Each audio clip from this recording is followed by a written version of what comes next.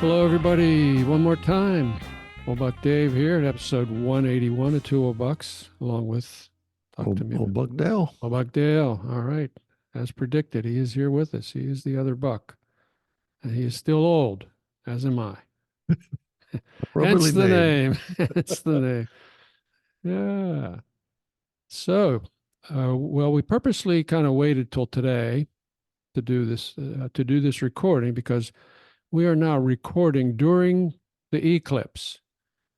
The eclipse is happening somewhere as we speak. Apparently, it's not happening much in Florida. Well, we knew we weren't going to get much. We were just going to get a little dimming, I guess. In a way, that's kind of an interesting fact too. That while a solar eclipse was actually occurring, while you and I were doing a podcast, I think that's... Well, I thought that's, when's that ever going to happen again? When did it ever happen before? Yeah. Okay, so what's we're it likely in our lifetime that we are part of history, man. We are making history here. That's funny. And nobody cares. Yeah, but I think that's pretty cool. I got a note from a Pittsburgh friend today, this morning. He's driving up to Erie to hopefully watch it up there. Got a lot of cloud cover predicted for a whole lot of places, but I hope it clears up because it's kind of a once in a lifetime thing. Interestingly enough, I called a cousin of mine who lives in Pittsburgh, and he said, "Oh, I'm in Erie, or just about in Erie." Yeah. Mm-hmm. He said, "Oh boy, things are starting to get filled up here in the zone of totality." Yeah. I just got a note from the Pittsburgh paper. All the parking lots are full up there. All the restaurants are full. All the hotels are full. And what I think interesting about this is when the zone of totality, which is all of 4 minutes, is over, there's going to be a big zone of traffic. Oh, that'll be bigger. Yeah. I would think that would be interesting. There's some stories about zone, that. Yeah. But yeah, I mean, I wish I could do it. I wish I could be there, but that's not the way the ball bounced this time. It was a busy weekend. Oh man, busy weekend. That's another reason we didn't record end of last week because there's just too many things going on in my world. And we'll talk about some of those here. But what happened? What's new and exciting with you? Well, I've got to tell you this one. In old buckdom, when you have a lot of blood work, is what they say. We know what that means. It doesn't entail much more than a needle in your arm and parting with some blood, and they tell you all things about you. So I signed up for one of those tests, and I went to a place called Quest. So you say you signed up, so you made an appointment? Actually, I did not. Because that's a mistake. Well, go ahead. That's the first domino right there. You pick that up. So I said, I need to get this done as soon as possible because I will be going back in to see the doctor in not too distant future, and he wants another test at that point, which is home. So I said, let me see if I can get this started. And I know kind of in for a delay. So I go to this place, which is very high tech. You check in on a little pad, and you don't really see anybody until they open the door, and the lady with the needle or something is there. Lady with the needle. Well, she doesn't come to the door with the needle. Come on. so I gets in there, and the room is not like always full, and there was something. Immediately I knew there was a problem because you couldn't check in. The thing wasn't, the computers weren't up. So a lady would come out and she'd say, is anybody registered here? Do you have an appointment? They'd raise their hand. She'd check them off. She said, anybody here, just walk in. I said, I raised my hand, me and a couple other people. And she wrote her names down. She just shook her head, right? Well, you poor soul. Yeah. Now this is the interesting part. So, okay. So I was probably there around 10-ish, maybe. That's something to 10. But the walk-ins apparently started around 8. So yeah. they had not even accommodated one of those people. So they were waiting 2 hours at this point. Some people. That's right, 2 hours at this point. Yeah. So she goes this. They come out, and in the meantime, I'm being very vocal in this waiting room, saying, "What? and people are walking in. Yes, you have an appointment. I said, well, you're going to be in for a long haul. I said, well, we'll be serving lunch at about noon for those of us who are fasting. And, and I You're started my taking pizza antics. orders, right? I started my antics, and I'm saying, if you faint in here or something, raise your hand. I'm saying all kind of things like that. And so they're taking the appointment people. And I thought like maybe every 5 appointment people they'd throw one, they'd throw you a walk bone. in. Yeah. Yeah. And I'd get out of there in 2 hours. I was prepared. But the whole time I'm needling this whole crowd, and I've got some supporters there. They're laughing, and I'm almost ready to do my lay on the floor trick. You're famous lay on the floor Yeah. trick. And I guarantee you, once you lay on the floor, they will do something for you. They'll do something. Right. So I was in sort of formulating that idea, and I'm kind of laughing and carrying on with the people walking in and out and sitting next to me and whatever. So finally, this lady walks out. She says, "Hey, you," she says, "stop terrorizing my customers." Stop terrorizing. So I didn't really rebut that. You know what I mean? So you were guilty as charged. I stayed kind of quiet, and say, well, I'll put it in 2 hours. What that is. Oh, jeez. So, because that's usually those are pretty subtle places. You don't get too much conversation from customer to customer. Everybody's there kind of, I don't know, they're kind of morose. Yep. Everybody's in their own little world there. So yours truly, in a matter of about 6 minutes later, she calls my name. We got to get this guy out of here. And she says, I'm going to give you a colonoscopy. And she says this right in front of the rest of the crowd. And a couple of my supporters there start laughing, Yeah. So I gets in, and I go through my procedure, which was, pretty straightforward, and signed up, did all the same. Yep. Yep. Gave everything. And finally I walked out of there, and the guy left. I said, well, I heard a little bit, and the way I went. But when a system like that, which is like overbooked, and you try to walk in, they just make no provision for that at all. So if you're on a fasting, or if you need a procedure or something, and they say, quick, go over and see if you can get a test, and we'll give you a different kind of a knockout drop or something. You can get stuck there for hours. So that's how it worked.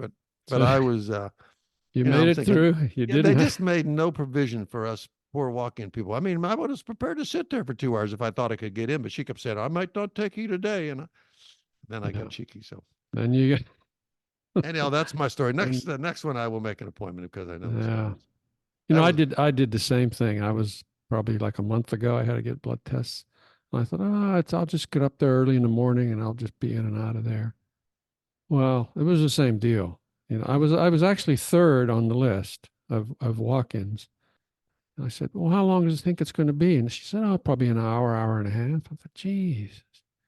And then I looked at my blood test order. I was supposed to fast the previous night. I didn't. I hadn't. I'd had a nice breakfast. So I thought, I got to get out of here anyway.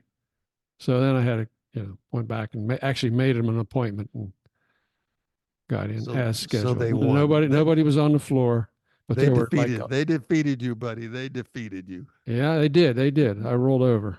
There were Next 11 time, just grab your chest. Yeah. Second place I went, there were 11 people on that waiting list. I thought, oh, you poor guys, you're going to be here. So you need to talk to Dale. Yeah. Anyway, well, if they listen to our podcast, they'll know. So I'm glad you made it through. So, hey, I got a shout out here. We're getting this big listener base built up in Alberta, the province of Alberta in Canada. So all you Albertinas, thanks for dropping the box here. I appreciate it. And spread the word. Tell your friends that there's 2 crazy old guys down in the U.S. that got nothing else to do but make a podcast. Well, a big shout out to those folks. But yeah, I'm sure the name Bucks is probably what drew their attention. They probably think it's a hunting podcast. Yeah, they probably thought it was Yeah. Where do old deers? Yeah. No. Where do they go? Yeah. All kidding aside, thanks to everybody up in Alberta who's. Hey, here's another thing I got to mention.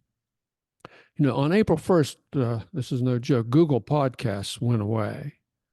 All right. Now they told everybody they were doing this, and actually they're going to be around for a couple more months, but they have encouraged everybody to switch. So if you are presently listening to us on Google Podcasts, you need to make accommodations for listening to us elsewhere. And of course, you can go on Apple Podcasts or Spotify, Stitcher. We're on a bunch of places. Now, the place that Google's telling you, recommending you go, is to YouTube Music. Okay, and we're going to put a link to how you go to YouTube Music and sign up for our podcast there. So we're hoping everybody will do that. Now, I have also I have dumped all our episodes into YouTube Music.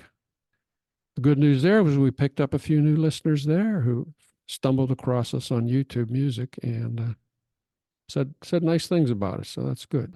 We're going to be in double digits in fans here pretty soon, man, between Alberta and YouTube, and we got somebody in Japan listening to us. I like that. That's been pretty constant now. Oh, other news. Of course, did you watch the women's final last night?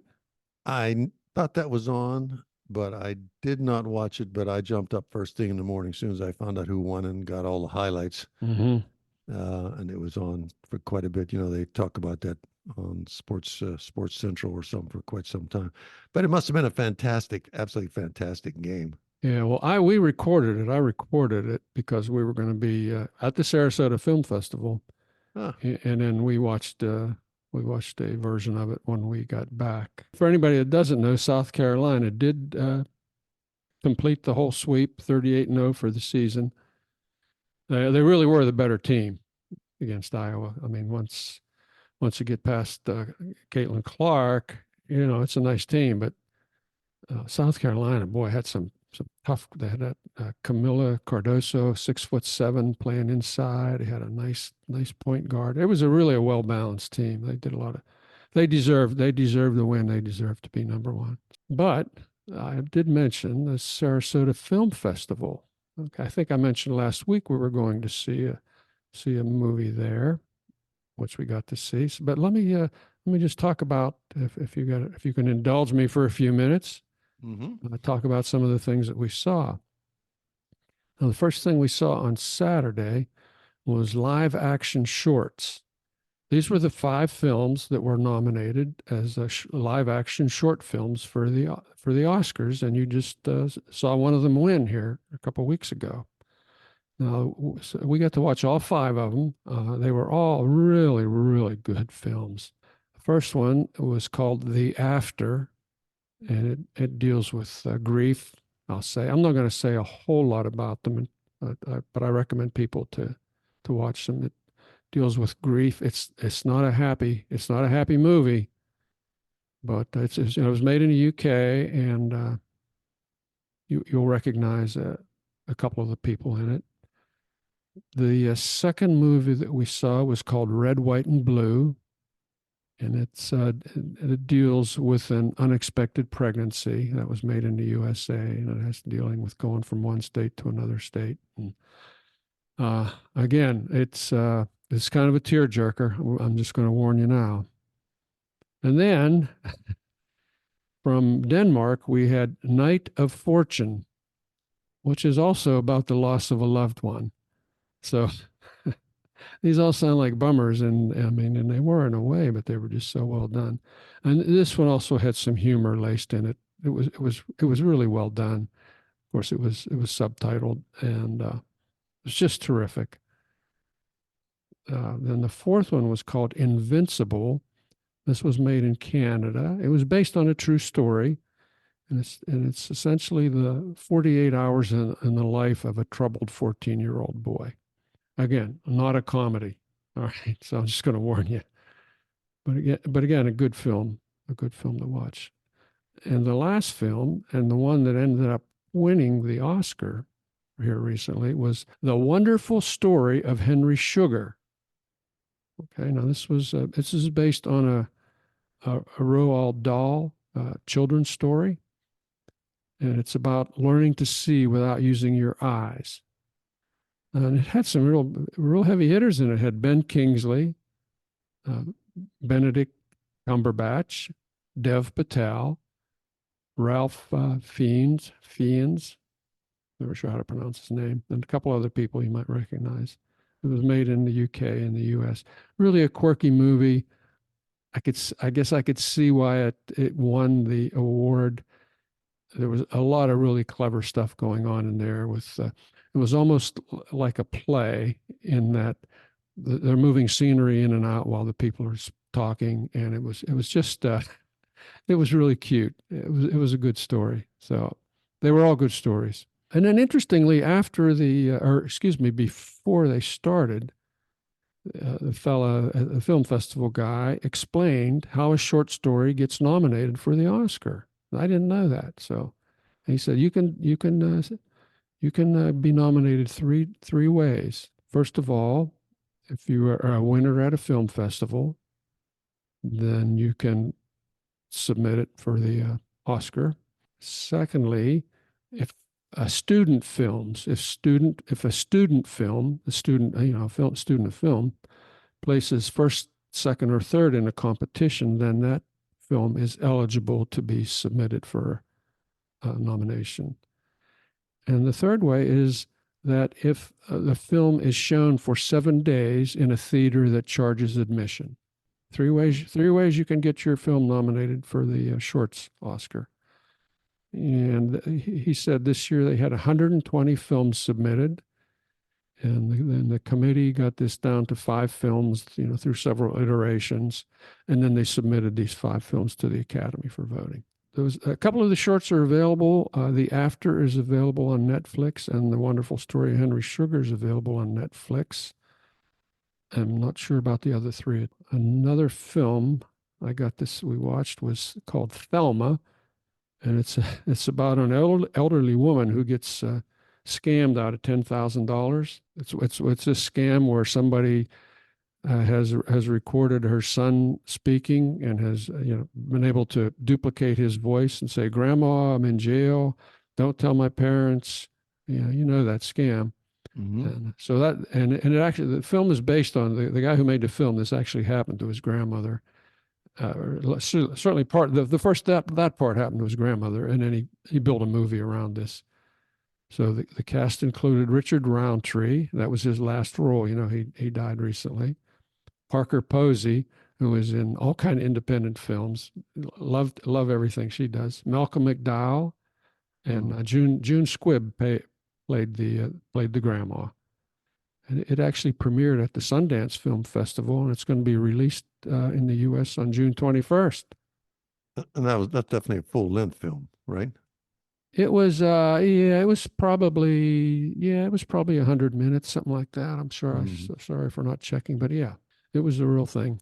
The real reason we went, as I mentioned last week, was to see the Mammoth Hunt. And it turns out this was the world premiere. I thought it had been seen a bunch in Lithuania. It hadn't. Those were just couple private screenings.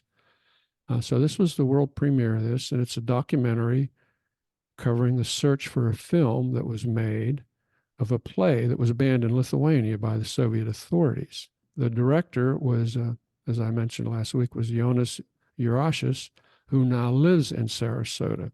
The other theme of this documentary was tracing his career, and it was really well done.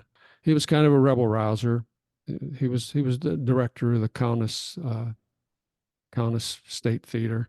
Kaunas being one of the second biggest city in Lithuania. This play got banned. The Mammoth Hunt was banned by Soviet authorities once they figured out what it was about. They interviewed some of his colleagues from back then, and they talked about it. And they said, the one woman said, the play got to run as long as it did because the censors were stupid. She said they thought this was an anti-USA film, and it really wasn't. It was an anti-Soviet play. Excuse me. It was an anti-Soviet play. In a lot of subtle ways. It was throwing jabs at the Soviet system. Yeah, that theme went through several of the plays that he directed, and then eventually he wrote an anti-Soviet letter. He wrote a letter to the Lithuanian Soviet Culture Committee, whoever it was. I'm sorry for not remembering exactly who it was. It doesn't remember exactly. The letter expressed his dissatisfaction with all the restrictions that were placed on him as a director of plays in Lithuania. And somehow that letter got smuggled out and ended up published in London in a major newspaper in London. This was in 1972. When that happened, when they saw that the West saw this letter, they kind of made him an unperson. This meant he could not get work of any kind. All right, he could certainly not work in the theater anymore. He was reduced to various mundane jobs, and even once they found out that he was working, like he got a job as a night watchman. Okay, and when they found out that he was working as a night watchman, they had the company fire him. And then it got to the point where he was told he had 10 days to leave the country. You got to be out of here in 10 days, and you're never coming back. Jeez. Yeah, there was a lot of G's. And of course, the other part was looking for the film. They did manage to find the audio of the film, but they could really only find snippets of the video, no matter where they looked. There were videos kind of relating to the production and to other things.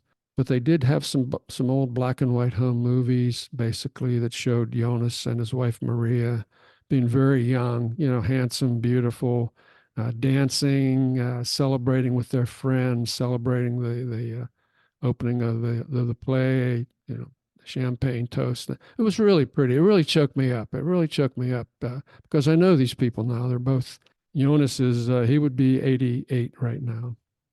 And he was there at the opening of the film. He's in a wheelchair now, unfortunately. And then when Lithuania gained its freedom in I think 91, 92, I think 92, then it was a new ball game, and he was allowed to go back to Lithuania. And there's these films of these crowds just cheering him, throwing flowers at him.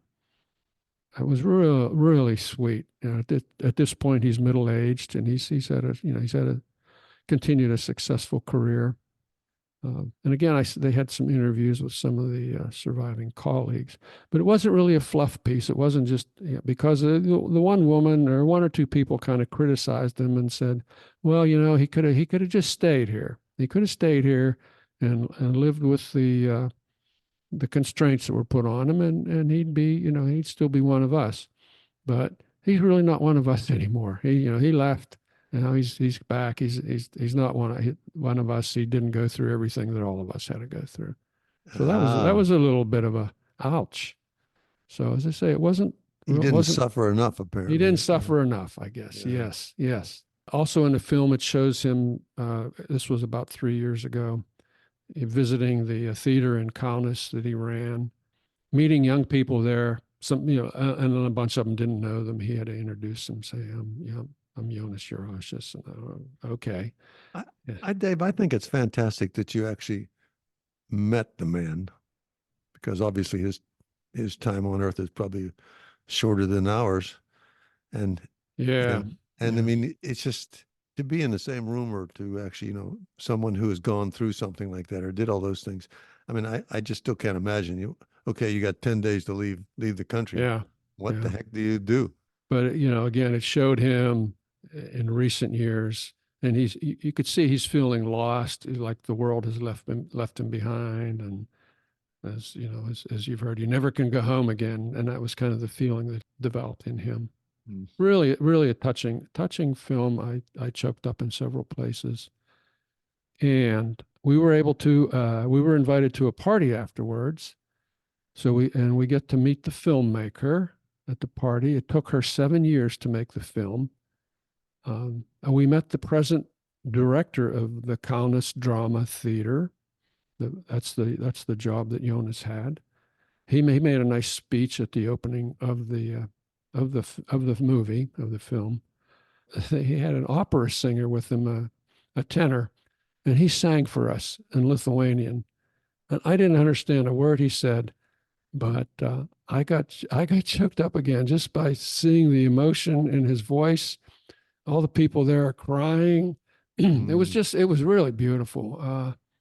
I'm going to play a short piece of this, and I'm going to play a little bit longer piece of this as our outro music. So when we say goodbye, don't bail out. Now we're not done here by a long shot, but here's a little piece of it.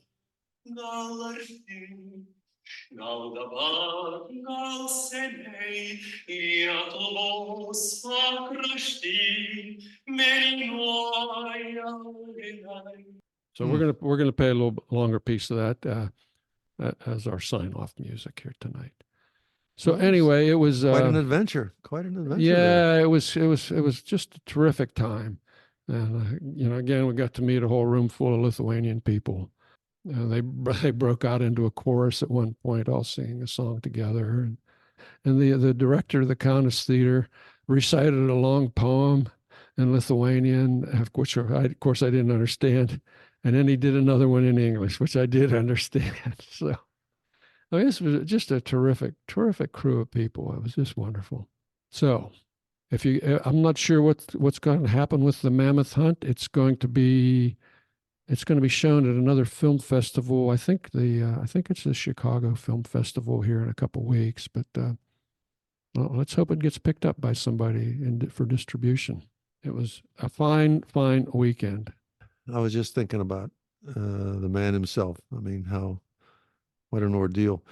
There's probably lots of little gatherings like that where people have gone through enormous amounts of stress and somehow survived. And then when they get together, it's very touching. I'm glad you were able to visit those. I mean, it really made. I mean, it wasn't part of the film, but it's something that I knew about him. Is when Jonas was 5 years old, he watched his parents executed by the Nazis. Yeah, I know Maria, his wife, when she was a journalist in her 20s, she got dragged into KGB headquarters in Vilnius, and they basically scared the life out of her. It was a different world, man. So, and they've survived, they've prospered. So hats off to Jonas and Maria. Well, let's hope that doesn't happen again. Let's hope. Let's hope. Yeah. Hey, I wanted to tell you about we often talk about books. Yeah. And there is a book that our book club is going to read, and I had to read a very familiar book before we got to the book that was on the list, so I could understand it. Mm-hmm. And this was really fascinating to me because I wasn't expecting it. They said, you have to read Huckleberry Finn, The Adventures of Huckleberry Finn. I said, Huckleberry Finn, I think I know that story. Well, yeah. I do know of the book. You do know that. But I had to refresh myself about the story. It was much more. Okay. I mean, Twain took the advantage of all these circumstances to do a lot of talking about things. He was able to discuss issues by finding his characters were in the circumstances, and they would talk about this, that, and the other thing. So it was really interesting. Now, the book that we have on list for the book club is a book called James, James, because James, Huckleberry's buddy happened to be a black guy, Jim, named Jim. Mm-hmm. Oh, so I'm sorry. Go ahead. Yeah. So this book looks to me. I just started, but the first line immediately it cracked me up because of it was based on the line in Huckleberry Finn from a different perspective. This book is written by Percival Everett, and he's written quite a few books. Oh, that should be interesting. It should be, and I'll give you a more lowdown on. In fact, if I enjoy it, I'll let you take a look at it, because you said you'd read Huckleberry. Yes. So. Actually, I read it just a few years ago. I read it for the first time. I mean, you know the story and all that, but or you think you do. You think you do. You think you do. Yeah. But I mean, so I started reading, and I mean, just one set of circumstances, and the way they talked, and the way he tried to write it in the local vernacular. So I'll give everybody an update. If anybody wants to pick that up, go ahead and they could tell us what they think of it. That would be cool too. So anyhow, that's my book thing. That's your book, and you're sticking with it, huh? Mm-hmm. All right, yeah, that should be interesting. I look forward to hearing what you have to say about James. By the way, I think I'm going to need one of those small, like a 28 by 4 foot folding tables for a nightstand. Okay. And if I showed you a picture, why? Please, ask me why. Pray tell why. If I showed you a picture that you would say I could see, I keep adding things to that. It turns out it's a convenient location for many of the medications that I should take, and all of the medications that I would be looking for. You know what I mean? Mm-hmm. It's like, well, I don't really use that much, but at least I know where it's at. It's right there handy. And Tom said, I said, man, I'm going to need a bigger table. So gonna need a that's bigger an old buck dilemma. I'm sure there's some old bucks out there that know what I'm with talking you. about. I'm with you. I catch it all the time. For my nightstand just gets filled up with a box of this, a piece of this, a couple Band-Aids laying here, a jar of this, set of earphones, earplugs. Like, when are you gonna clean that up? Yeah, okay. Well, some of it's temporary, maybe it's something. It's all temporary, believe me. It's just a matter of the time frame. Everything's temporary. Everything about this life is temporary. Yeah. Well, and with that thought in mind, with that thought in mind, I'm going to say this is Old Buck Dale. It's always enjoyable to talk to you, Dave, and our listeners. And that I'm going to say, this is Old Buck Dale saying thank you for listening, folks, and we'll talk to you next time. And listen to the music at the end. Listen to the music at the end. And this is Old Buck Dave saying we're temporarily leaving you now, but we will be back the next time. So take care, everybody. Send us those cards and letters. Tell us what you think of the Bucks. Send our podcast to your friends. We need a couple more listeners. Or a couple thousand more would be better. Even. All right. Take care, everybody. Bye-bye.